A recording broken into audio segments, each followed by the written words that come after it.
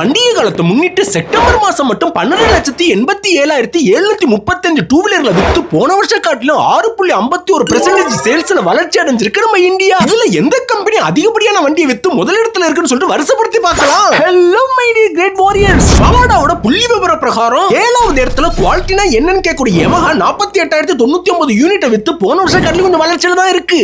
6வது இடத்துல இவன் இன்னும் இருக்கானா அப்படிங்கக்கூடிய சுசுகி 77,342 யூனிட்டை வித்து போன வருஷம் காட்டிலும் இவனும் வளர்ச்சியில தான் இருக்கு. 5வது இடத்துல ஒஸ்ட் சர்வீஸ்க்கு பேர் பண்ண நம்ம ராயல் என்ஃபீல்டு 77,462 யூனிட்டை வித்து போன வருஷத்தை காட்டிலும் இவனும் வளர்ச்சியில இருக்கான். 4வது இடத்துல ஊருப்பட்ட மாடல் வச்சிருந்தாலும் உருப்படியா இல்லாத பஜாஜ் 1,37,224 யூனிட்டை வித்து போன வருஷத்தை காட்டிலும் இவன் சரிவுல இருக்கான். 3வது இடத்துல அழிந்து வரும் இனத்துல இருக்கக்கூடிய நம்ம டிவிஎஸ் 2,46,064 யூனிட்டை வித்து போன வருஷத்தை காட்டிலும் இவனும் உயரத்துல இருக்கான். 2வது இடத்துல ஸ்கூட்டிஸை மட்டும் நம்பி இருக்கக்கூடிய போண்டாஜி ஹோண்டா 3,22,614 யூனிட்டை வித்து போன வருஷத்தை காட்டிலும் இவன் சரிவுல இருக்கான். ஒரு பக்கம் பார்த்தா இழுத்து மூடிடுவாங்க அப்படி நம்பிட்டு இருந்த ஹீரோ முதல் இடத்துல 3,23,268 யூனிட்டை வித்து போன வருஷத்தை காட்டிலும் இவர் ஏற்றத்துல இருக்காரு. ஓவராலா பைக்ல மட்டும் டாப் சேல்ஸ் நம்ம ஹீரோ ஸ்ப்ளெண்டர், ஸ்கூட்டர்னா டிவிஎஸ் ஜூபிட்டர்.